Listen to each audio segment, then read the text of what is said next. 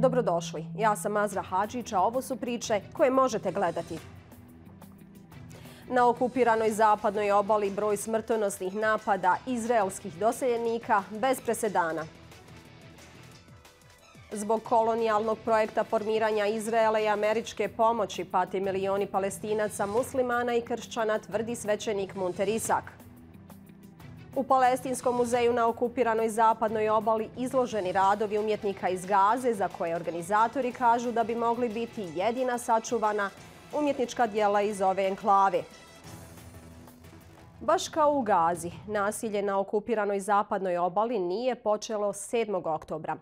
Ali napadi doseljenika ili vojnika dostigli su rekordno visok nivo. Dopisnica Al Jazeere iz Jerusalema posjetila je Qusru, mjesto u kojem su doseljenici ubili 6 ljudi u manje od 24 sata.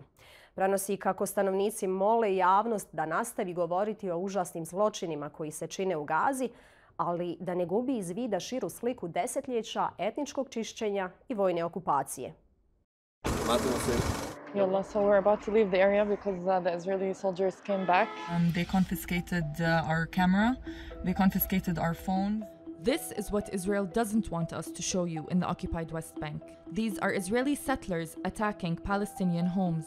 Under the cover of Israel's war on Gaza, Israeli settlers have carried out hundreds of attacks at record high levels. أنا زام أخوي وابن أخوي قبل يومين وزام قبلهم 7 شهداء. Residents here say Israel has a master plan to erase all Palestinians. يعني الإصابات اللي بتصير في جنين، في المواجهات في طول كرم، في نابلس، مش بعاد نهائي عن اللي بتصير في غزة. Settler violence is a part of daily life under occupation. And so is the brutality of the Israeli army who enforces it. We were just stopped for the second time today. They told us we weren't allowed to film in this area. I'm Zaina Al-Tahan, and this is the story of Israeli settlers terrorizing Palestinians and the struggles we faced as Palestinian journalists trying to report on what's happening. We're about to head back to Ramallah, and the Israeli army suddenly decided to close the road.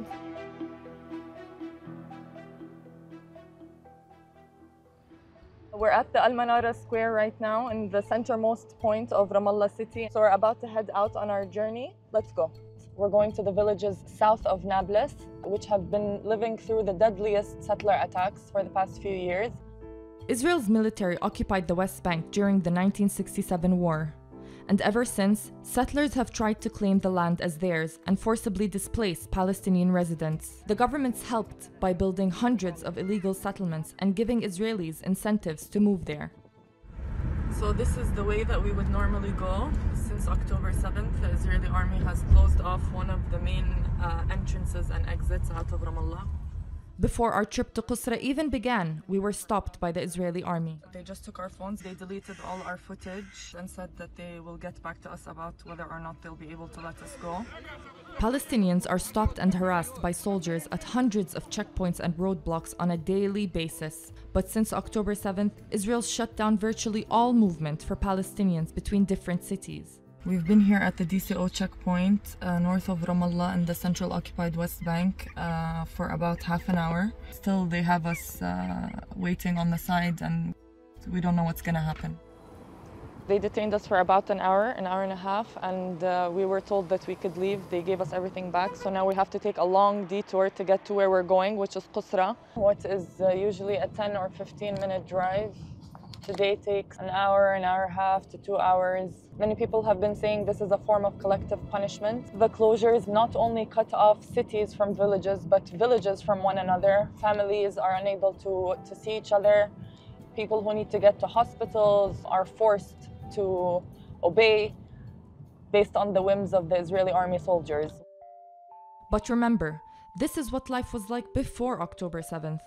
A 700-kilometer separation wall cuts through the occupied West Bank and is a stark representation of the systematic oppression that Palestinians face. Israel started building the wall in 2002.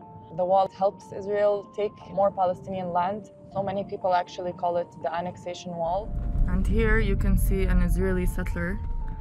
And behind him, in front of the settlement, we see this sign everywhere which says, "The people of Israel are alive and will succeed." The very existence of these settlements is illegal under international law, and yet Israel continues to build them. So we're still on the way to Qusru, but we just made a short stop. We're standing right in front of the village of Sinjil. The Israeli army closed off the village with this sand. Sinjil is one of the most badly affected villages by settler attacks.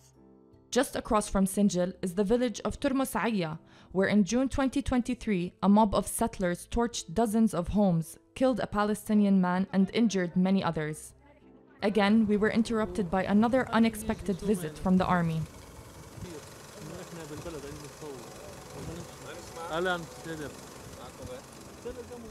This time, the army wanted us to leave the area immediately. We're about to leave the area because the Israeli soldiers came back and they told us we can't film here. They took photos of our IDs and we're just about to leave the area because they're getting pissed. Palestinians and settlers live sometimes just a few meters away from one another, and yet their lives are completely different. Palestinians live under military rule. Some of their most basic rights are systematically violated and they can be held indefinitely without trial or charge. Their complaints of settler violence are rarely taken seriously or even investigated. And that's why we're taking you to the village of Qusru, where Palestinians are surrounded by some of the most violent settlers. Just days into Israel's war on Gaza, settlers here killed 6 Palestinians in 24 hours. 63-year-old Ibrahim Wadi and his 25-year-old son Ahmad were gunned down during a funeral service for the other victims. They got stopped here on the main road by settlers who intercepted the funeral procession, and both Ibrahim and Ahmad were shot dead here. يعني أخوي إبراهيم الله يرحمه كان في نشاطه الوطني المميز، حبه للبلد، حبه للناس، حبه انتمائه للعائلة، مقاومته ضد الاحتلال، عدم خوفنا من الاحتلال، علمنا أن نكون أقوياء لأنه هذا محتل. هو كان المنارة بالنسبة لنا، كنا نشوف فيه القوة.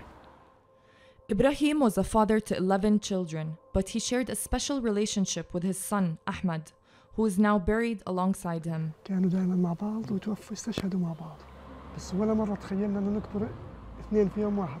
Settlers use violence and harassment to forcibly remove Palestinians from their land. You are stealing my house! And if I don't steal it, someone else is going to steal it. Like Jacob, the settler from Brooklyn, any Jewish person from anywhere in the world can move here, become a citizen, and live in one of these Jewish-only settlements.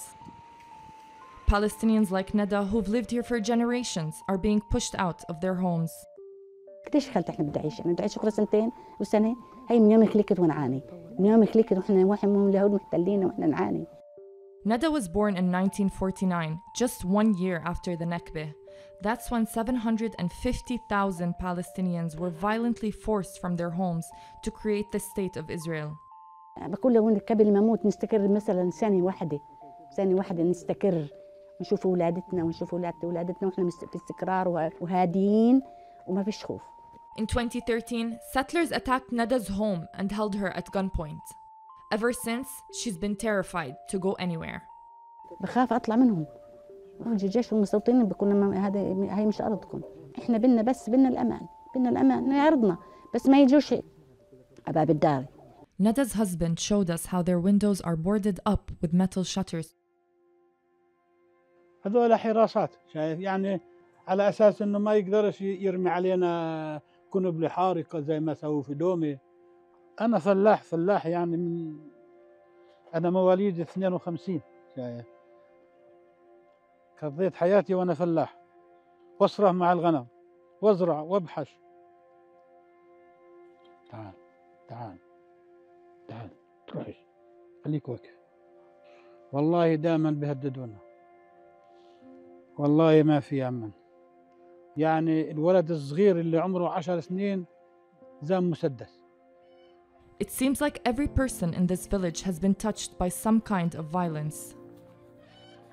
كان ابني واقف هنا، هو واقف في الشارع الجندي، ضربه صاوبه وضربت هنا. Neda's son survived, but many don't. Abdul Azim, still mourning the loss of his family, took us on a tour of the village. It felt more like a memorial service for the dead than a tribute to the living. يعني على شمالنا في بيت شهيد اللي في 12 وفي 11 أكتوبر. على يميننا في أولاد سامر أبو عزمي كانوا جرحى في 2014. اللي طلعنا عنهم قبل فترة في أسيرين موجودين تم أسرهم قبل تقريبا شهرين. فكل بيت هنا في قصة مع الاحتلال ومع مستوطني في هذه المنطقة. These days, armed Israelis have been raiding villages daily, assaulting residents and their property. And the military was either accompanying or actively supporting the attackers in almost half of these incidents. تعتبر إنه اللي قاعد بيصير في الضفة منفصل عن اللي بيصير في غزة؟ في مجازر بتصير في الضفة الغربية برضو العالم ما في أنظاره متجهة للضفة الغربية، كل الأنظار حاليا متجهة للمجازر اللي بتصير حق إخواننا وأهلنا في غزة. ولكن إحنا مكملين لبعض، لن تنفصل يوما من الأيام غزة عن الضفة. إحنا في النهاية بين قوسين إحنا فلسطين. As we wrapped up filming, we experienced one last reminder that Palestinians in the occupied West Bank face constant restrictions on movement. We're about to leave Qusru to head back to Ramallah, and the Israeli army suddenly decided to close the road, and it's been closed with these rocks and soil. The Israeli army is standing over there, not letting anyone go in or out. بينما هاي السيارات اليهود بتسلك طريقها بحيوية وبكل سهولة، يعني هو يعيش وإحنا نموت، هو يتعالج أولاده وإحنا ما يتعالج أولادنا. وكثير بيسكروا صح؟ زي ما بده. هذا زي ما بده، هو يعني كيف ما بده بيعمل. على المزاج بالضبط. يلا مساء خذي هاي كمان لإلك.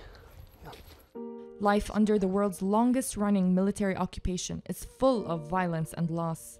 But what keeps Palestinians going is the lasting memories of their ancestors and loved ones. شوف صورته سواء في المقبرة أو في البيت أو في الشارع أو في أي مكان عام، وبتيجي عيني في عينه، بشعر إنه لازم أستقيم، لأنه هو كان زي صمام أمان، ضابط إلنا في حياتنا في مسيرتنا الوطنية والتعليمية المقدسة.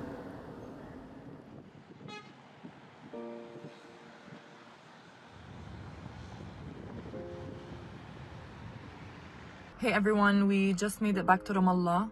We had to take a detour through a few other villages to get out of Qusru.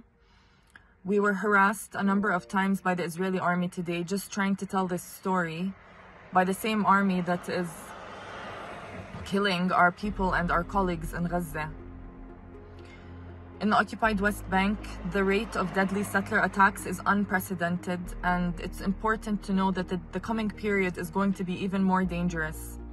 Residents here are pleading with the public to keep talking about the horrific atrocities being committed in Gaza, but do not miss the larger picture of decades of ethnic cleansing and military occupation.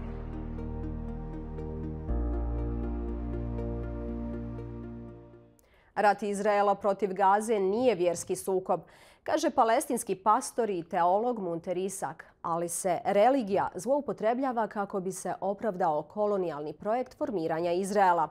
Zbog izraelske politike i američke pomoći vladi u Tel Avivu, u pojasu Gaze i na zapadnoj obali, osim muslimana pate i kršćani.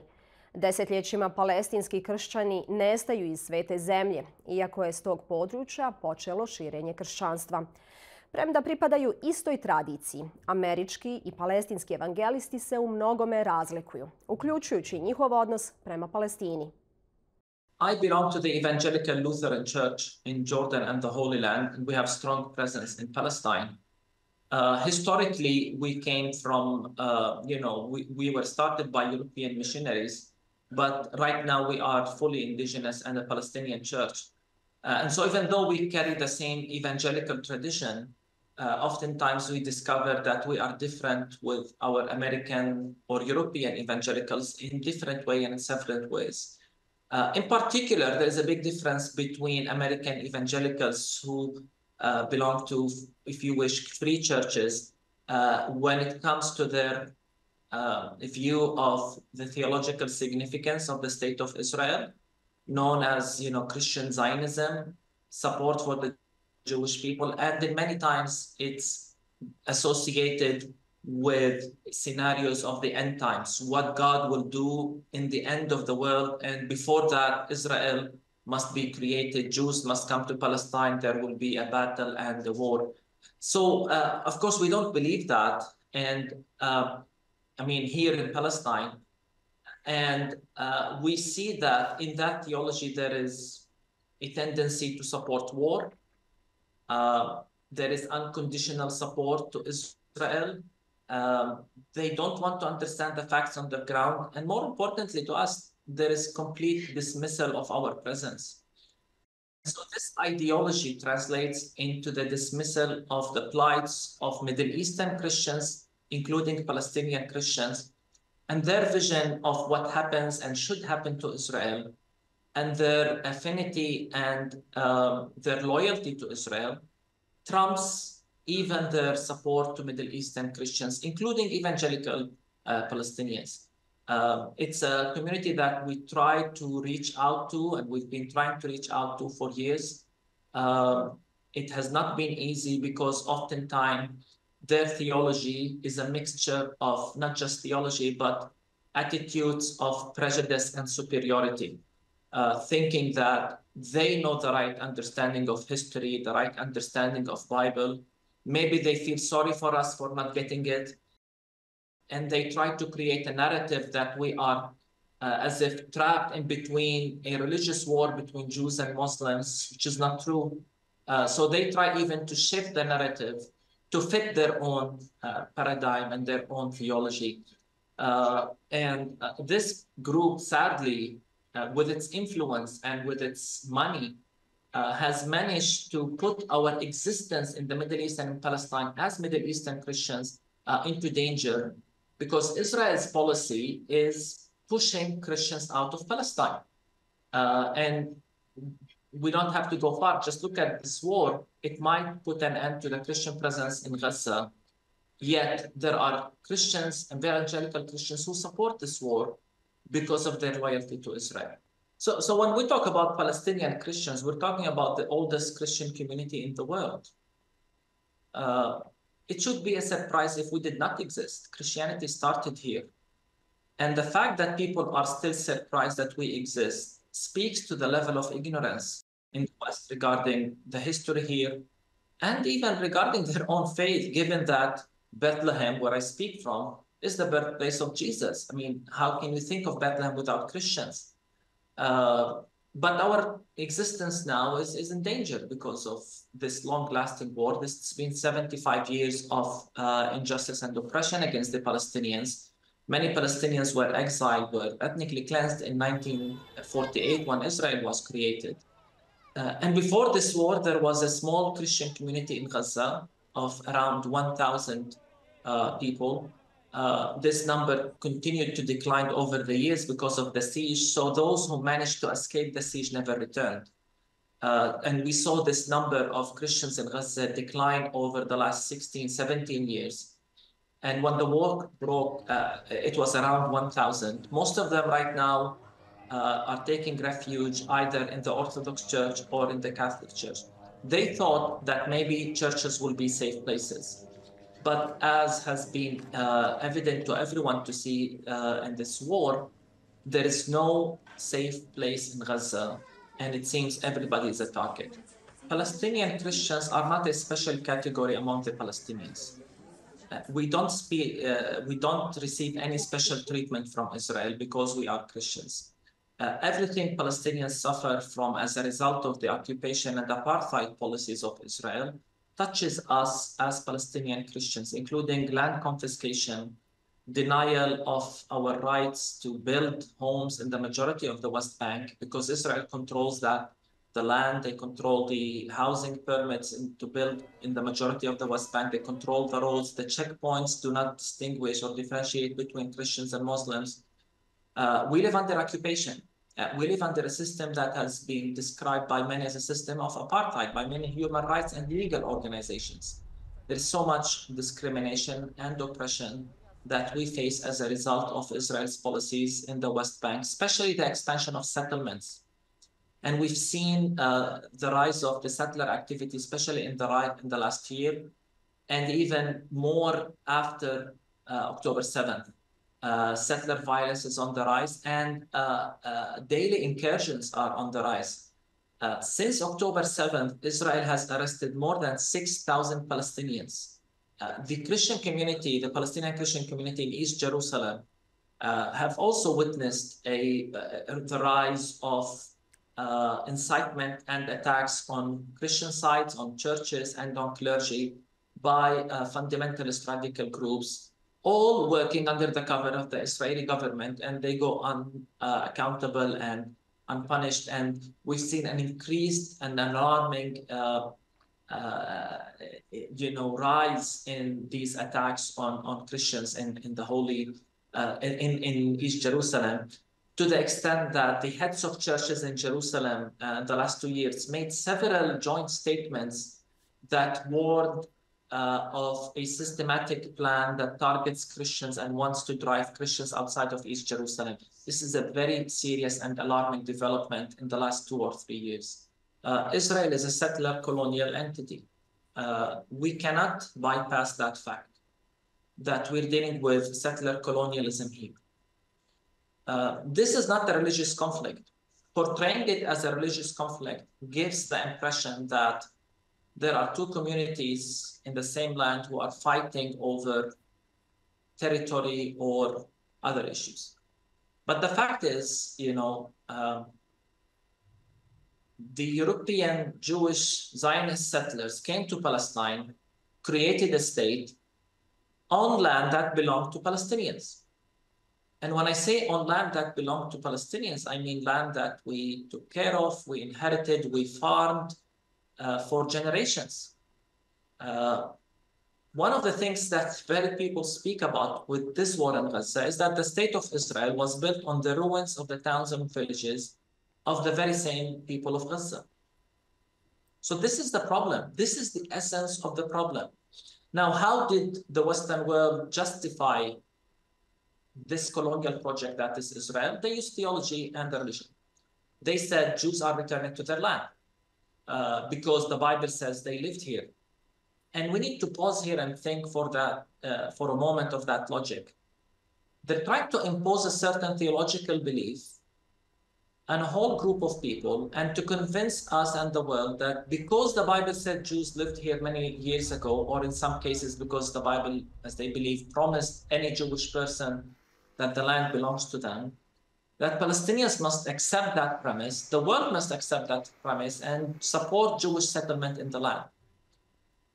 So theology was used, and this is the dilemma for us Palestinian Christians, because it's our own Bible, our own religious text has been weaponized against us to justify the creation of Israel, and we see it continue to be used even to justify the expansion of settlements within the West Bank right now today. And whenever there is a dispute or violence, we see people coming back to the Bible and say, look, God is on the side of Israel in the Bible, God is on the side of Israel today. So they confuse Israel of the Bible with the Israel of today. And in some instances, they even confuse the enemies of Israel in the Bible with the enemies of Israel today, which could have horrific consequences. I mean, even Netanyahu compared Palestinians to the Amalekites. And the biblical story actually calls for the destruction, total destruction of the Amalekites. To me, as people of faith, we have a mandate to challenge this line of thinking. People of faith should work and do their best to bring people together, not to divide. Palestinski muzej na okupiranoj Zapadnoj obali bio je zatvoren od početka rata u Gazi. Međutim, ponovno je otvorio vrata kako bi bilo izloženo više od 300 umjetničkih dijela čiji su autori iz te enklave. Naša reporterka Nida Ibrahim ima priču. Ovo je jedno od posljednjih sačuvanih umjetničkih dijela palestinske slikarke Hibe Zaku. Sredinom oktobra sa svoja 2 sina ubijena je u izraelskom bombardovanju u Gazi. Njena kuća je pogođena, a studio uništen. Njena ostavština čuva se ovdje, u Palestinskom muzeju u Ramali. Will Hiba's art be for sale? No. Because some of the things are priceless at this moment. Some of those artworks are beyond being in a private collection. It's a national treasure. Mjesec prije rata Hiba je tražila da slike ponese kući. Sanjala je o izložbi u inozemstvu. Sada su njena posljednja sačuvana djela dodana muzejskoj kolekciji u kojoj je više od 300 umjetničkih djela. Izloženi predmeti prikupljeni su iz lokalnih galerija na okupiranoj zapadnoj obali kao i privatnih stanova. To je pokušaj da se sačuva bogata umjetnička scena Gaze koja je sada zbrisana. To je prostor za protest, kažu organizatori. Umjetnik Muhamed El Semhuri poklonio je svoje, ali i slike drugih umjetnika iz vlastite kolekcije. وبس يخلص المعرض راح نروح نقعد نحزن ونبكي ونعزي بعض بس كمان راح نرجع نرسم ونرجع نحكي ونرسم ورود ونرسم ألوان فرحة وبنرسم البحر ونرسم النخيل. Nothing about this exhibition is traditional or neat. Prominent artists' work placed next to younger artists. It's a reminder that they're all one under Israeli bombardment. Most are displaced in similar tents next to one another. Dina Metar živo se sjeća posjete svom porušenom domu. Sada živi u Rafahu. Još je živa, ali njena sjećanja su ostala u ruševinama. Because of the canvas and the wood, unfortunately, they have used a lot of her work to be burnt to warm themselves in such a miserable condition. Različiti stilovi, boje i značenja. Iza svakog djela stoji priča o nadi i boli, s izraelskom okupacijom kao centralnim motivom. Na zidovima ima još prostora za slike koje odražavaju kolektivnu tugu i sjećanja. I think they are stubborn. They refuse to die and certainly they refuse to die quietly. 4 umjetnika čija su djela izložena na ovoj izložbi ubijena su tokom rata u Gazi. Do dijela brojnih umjetnika muzej nije mogao ni doći. Plan je da izložba bude zatvorena nakon završetka rata. S obzirom na to da se njegov kraj ne nazire, neki kažu da bi ove slike mogle biti jedina sačuvana umjetnička djela iz Gaze. Ovim završavamo emisiju. Pratite nas i na web stranici te YouTube kanalu. Do gledanja.